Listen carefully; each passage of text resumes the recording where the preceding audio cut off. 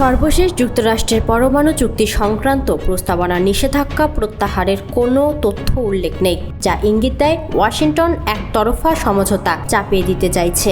এমন অভিযোগ করেছেন ইরানের পার্লামেন্ট স্পিকার মোহাম্মদ বাঘের গালিবাঘ।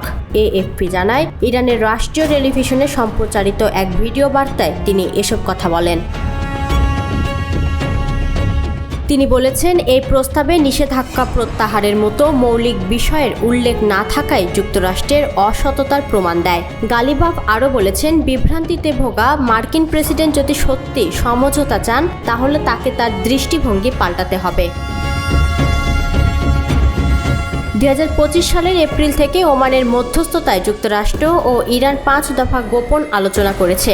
উদ্দেশ্য ছিল 2015 সালের ঐতিহাসিক পরমাণু চুক্তির বিকল্প খুঁজে বের করা। তেহরানও নিষেধাজ্ঞা প্রত্যাহারের বিনিময়ে পরমাণু কর্মসূচিতে সীমাবদ্ধতা আনতে সম্মত হয়েছিল, কিন্তু 2018 সালে প্রথম দফা ক্ষমতায় থাকাকালীন সেই চুক্তি পরিত্যাগ করেছেন ডোনাল্ড ট্রাম্প। পঞ্চম দফা আলোচনা শেষে গত 31 মে ইরান জানায়, তারা যুক্তরাষ্ট্রের পক্ষ থেকে একটি খসড়া প্রস্তাব পেয়েছে। তবে পরবর্তীতে প্রস্তাবে বিভিন্ন অস্পষ্টতা ও বিভ্রান্তিকর শর্ত রয়েছে বলে অভিযোগ করে। এই ঈদে জামা জুতো অ্যাক্সেসরিজের ডিসকাউন্ট।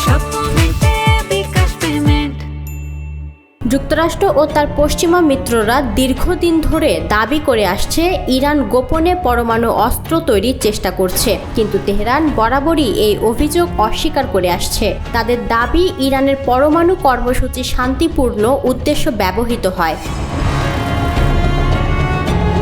এই আলোচনায় মূল বিষয় দুটি হলো নিষেধাজ্ঞা প্রত্যাহার এবং ইউরেনিয়াম সমৃদ্ধিকরণ।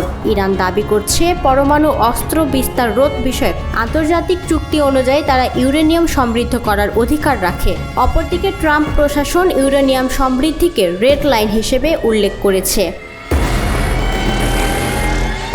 চলতি বছরের জানুয়ারিতে দ্বিতীয় মেয়াদে ক্ষমতায় ফিরে ট্রাম্প ফের ইরানের উপর সর্বোচ্চ চাপ প্রয়োগের নীতি জোরদার করেন এবং ঘোষণা দেন, তেহরান কোনো অবস্থাতেই ইউরেনিয়াম সমৃদ্ধি করতে পারবে না।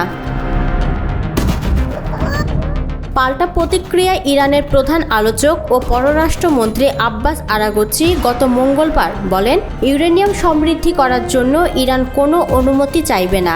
জাতিসংঘের পরমাণু পর্যবেক্ষক সংস্থা IAEA জানিয়েছে, ইরান বিশ্বের একমাত্র অপারমাণবিক রাষ্ট্র যার ইউরেনিয়াম 60% পর্যন্ত সমৃদ্ধি করছে, যা পরমাণু অস্ত্র তৈরির জন্য প্রয়োজনীয় 90% কাছাকাছি।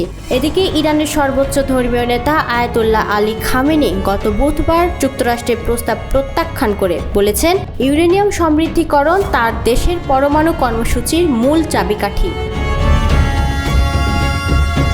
সোমবার থেকে অস্ট্রেলিয়ার ভিয়েনায় শুরু হচ্ছে IAEA এর বোর্ড অব গভর্নরসের বৈঠক, যেখানে ইরানের পরমাণু কার্যক্রম নিয়ে আলোচনা হবে। এই প্রেক্ষাপটে রোববার ইরানের আণবিক শক্তি সংস্থার মুখপাত্র বেহরুজ কামাল ভান্দি সতর্ক করে বলেছেন, যদি IAEA ইরানের বিরুদ্ধে কোনো প্রস্তাব গ্রহণ করে, তাহলে তাদেরকে সহযোগিতার মাত্রা কমিয়ে দেওয়া হবে।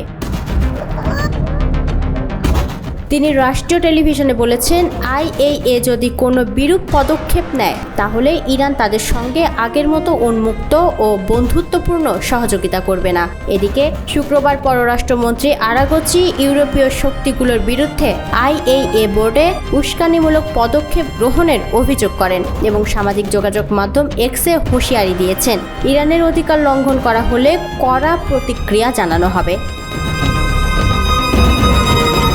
গত সপ্তাহে প্রকাশিত IAEA এর এক প্রতিবেদনে বলা হয়েছে, ইরান তাদের সঙ্গে ঠিকভাবে সহযোগিতা করছে না এবং সেখানে কিছু গোপন পরমাণু উপকরণ নিয়ে উদ্বেগ রয়েছে।